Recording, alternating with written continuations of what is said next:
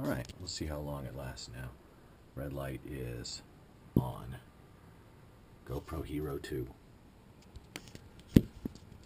So principles and ideals and values and virtues. Funny thing about skateboarding when it comes to passion, what are the hills that you will die on?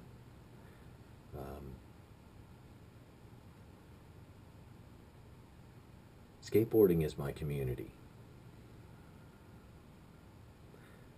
Skateboarding is my tribe. I come from an era, the 1980s, when being a skateboarder wasn't a thing. You loved skateboarding and you carried a skateboard and you wanted to skate. It was during my first couple years skating that you began to really see that we're skaters.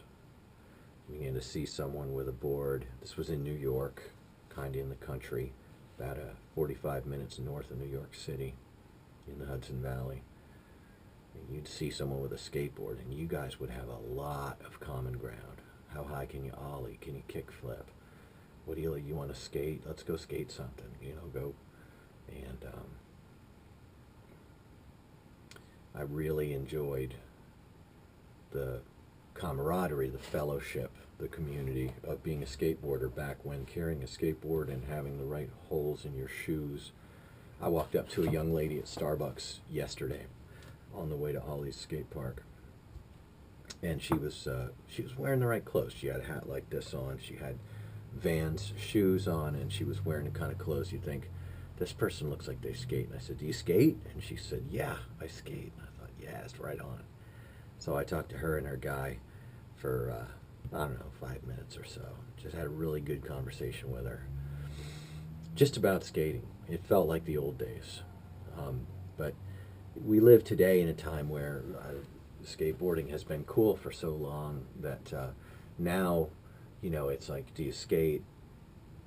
Yes, we skate, but folks want to know whether you're a kook or a used to, whether you're just a washed up. Are you any good? You have to be good now in order to be a skater. When I was a kid, all the way through from 1985 to 1992, my first 7 years skating, just having a board was it. Having a board and riding it at all. If someone was no good at skating, they were still a skateboarder. And now there's it's a different kind of feeling, and I found myself in a time when, like, nobody has been an enemy to skateboarding in my life to a greater degree than the conformity culture of so many of the official support avenues of skateboarding. I mean, our industry exists to support us, to help us, lift us up, guide us forward.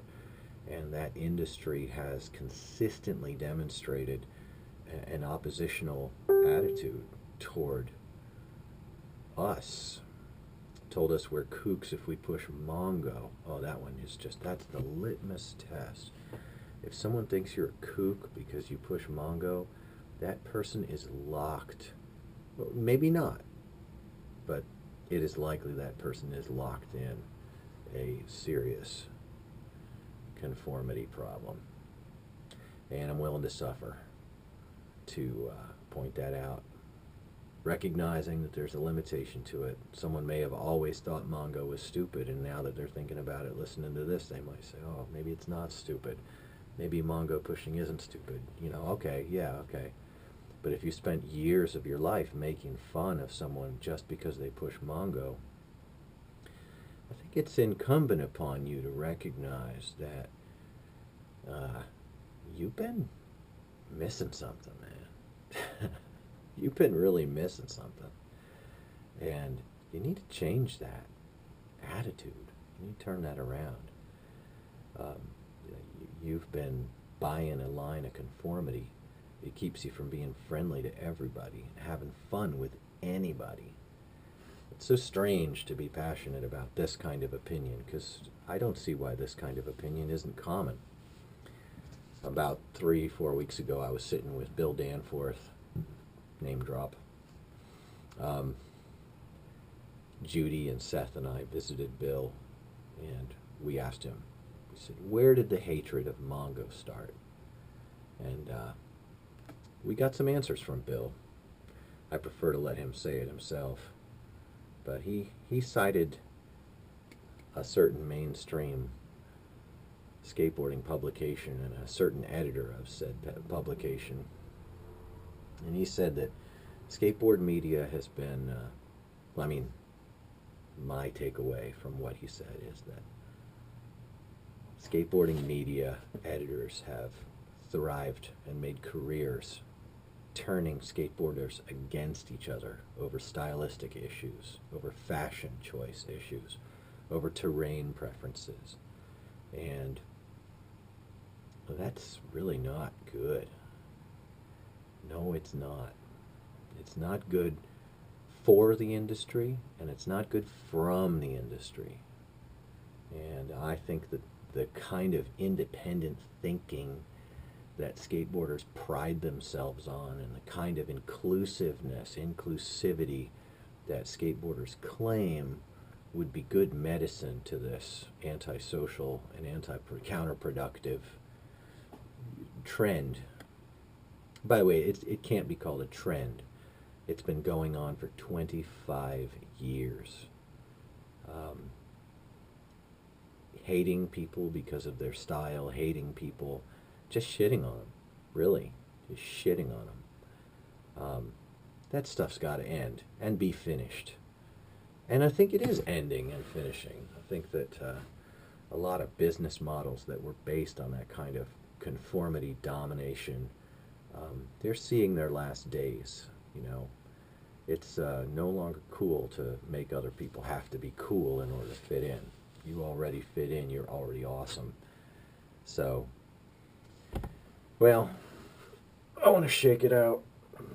There's only one way to get off of such a heavy topic, and that's with another visit from another knife. Someday I'm going to run out of knives. And I have to get... This one was a Christmas gift from a dear friend of mine who owns Metro Scooter. It's a K-bar, but it's a K-bar. It's a K-bar made in the USA. This is K-bar since 1898. This is the packaging, and look at that, the beautiful picture of the classic K-bar knife, military issue. I love that. I don't have a Marine K-bar knife. That's one knife I'd really like, is a full-sized, made in Olean, New York, K-bar military knife, Marines knife. That's what I'd like.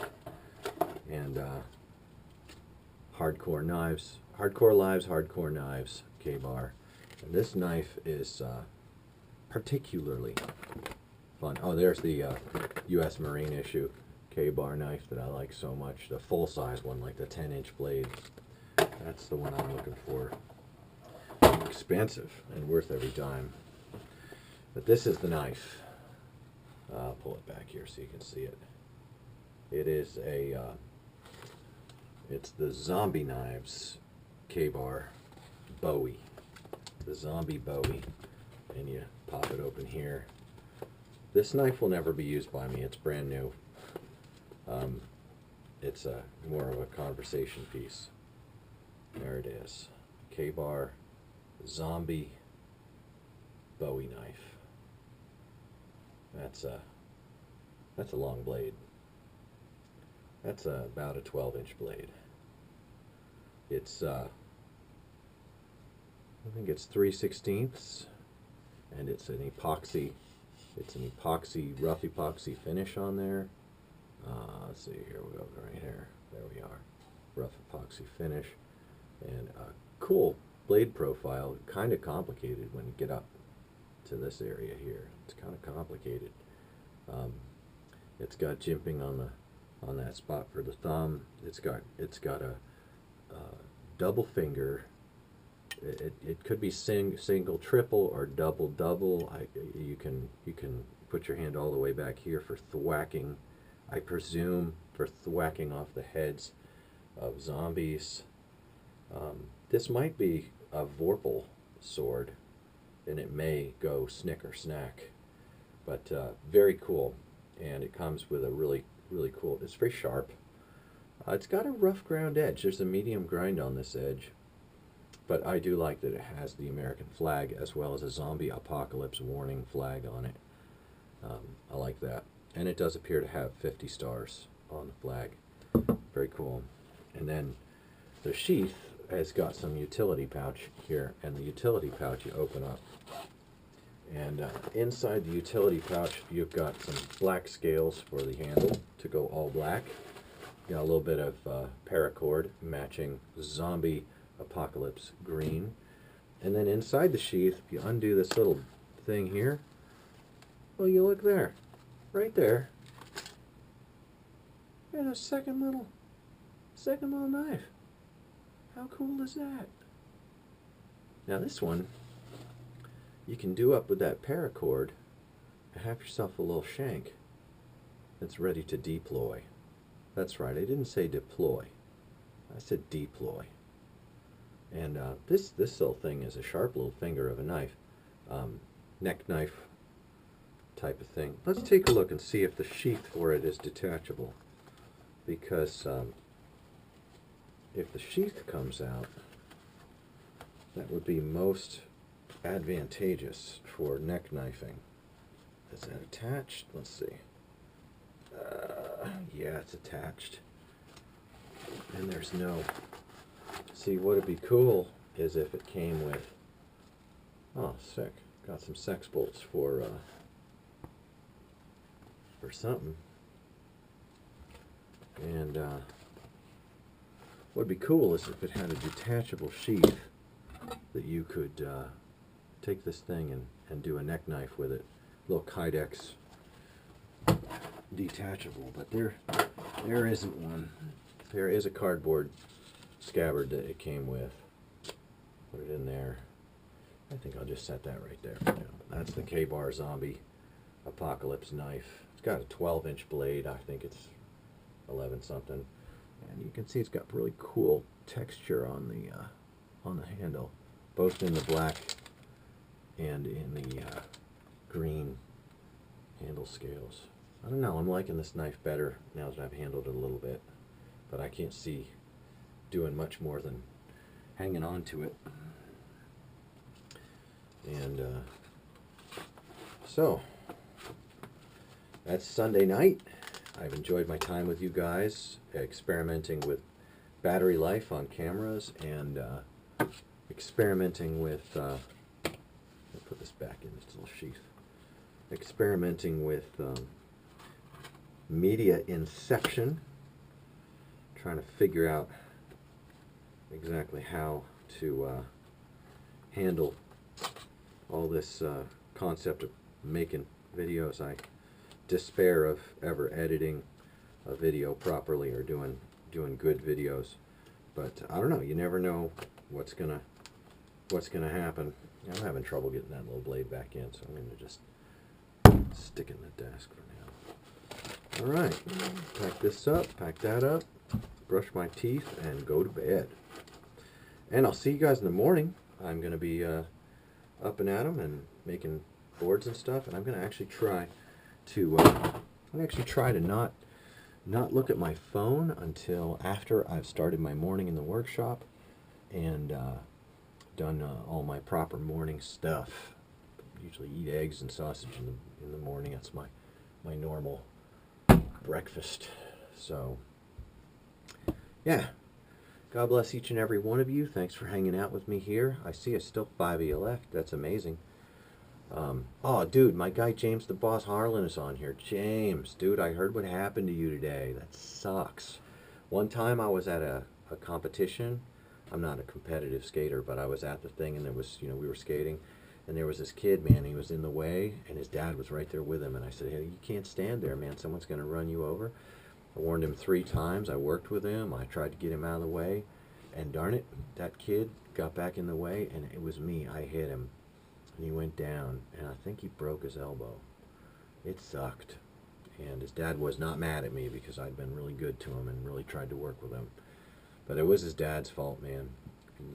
Kids need to be watched. Yeah, maybe an external mic. Oh, 17 new comments. Wow. You guys have been busy while I'm on here. Let's see. I don't even know. Oh my gosh. John Fitzgerald and Knife Time with Lou. Hey guys. Thanks for being with me tonight. It's been nice to be with you. Butter knife. Frederick Bonin Pissarro. Nice comment. Northside's weird, Fred. Northside's weird, man. Alright, friends. Thanks for hanging out with me. I had a great time with you.